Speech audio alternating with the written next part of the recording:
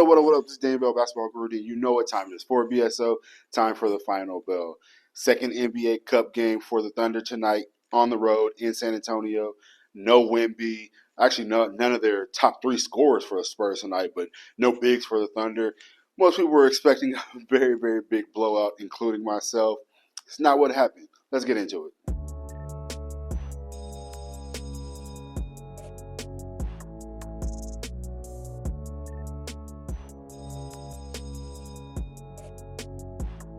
Yeah, not a blowout at all. I mean, very well could have been a blowout for the Spurs because they were playing lights out, but for the Thunder, this was just a very, very ugly and disappointing loss. I mean, they came into this game flat. Spurs came in with the pretty good mindset of trying to win this game. No Wemby, no no top three scorers for the Spurs, and the Thunder just did not come into this game locked in, and it felt like they were going to eventually flip the switch, but they just never did until it was way, way too late, and they dug themselves too big of a hole. But I mean, let's get into why they lost this game. I mean, first, the defense was not really there. It was pretty much non-existent for the whole night.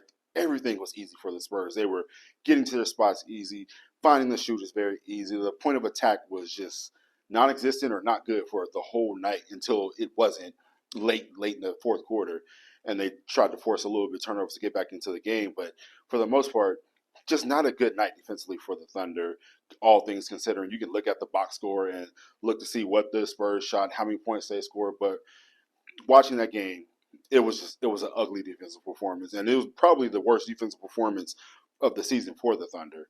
And then the 3-point shooting. I mean, 53 threes to 34 shots, 34, 38 shots in the paint, and you just can't have that happen. That is not the shot diet that you want. I mean, I know the NBA that we're in, but for a team like Thunder, with that their offense is predicated on so many drives. They just didn't have them. Like they had some of the possessions, they had the drives that led to threes, but for the most part, most of those threes weren't good looks, especially in the second half. I don't remember.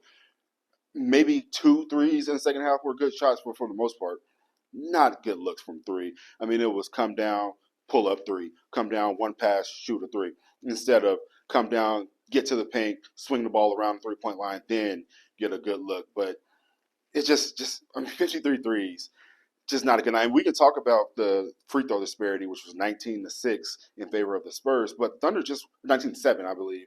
I mean, but the Thunder just weren't good enough to get those threes. I mean, get those free throws. There was definitely a couple, a Shea and a Dub drive come to mind that they definitely got fouled. But for the most part of the whole night, Thunder just did not have those drives to lead to free throws tonight. Now, any other night, yes, but tonight didn't feel like they deserved to really get the as many calls as you would want because it was just a lot of jacking up threes. Kind of felt like they got deterred and gave up a little bit from getting driving to the paint. So you have nights like this where you just come in flat and the other team is hitting. You have Keldon Johnson who had a great night, but his great night was because the Thunder defense wasn't all that good. So you have nights like this, but this one was particularly disappointing because one, it's an NBA Cup game, and two, it was against the Wemby-less Spurs, and not only the Wemby-less Spurs, the Spurs without their top three scorers, and they don't have their head coach. Hopefully, Pop comes back soon and makes a full recovery, but just a ugly, disappointing loss. But we can talk about the player of the game. I mean, that's Shea.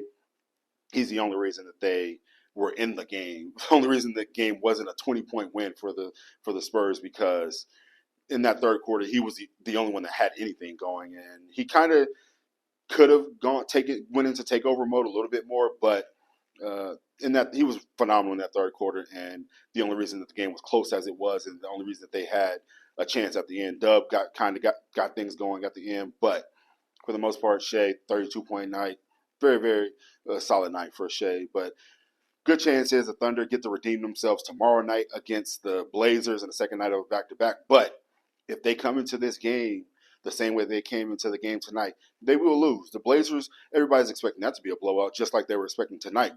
But, like I said, if they come into this game the same way, they are going to lose. The Thunder have to come into this game locked in and try to send a message say, last night was a fluke.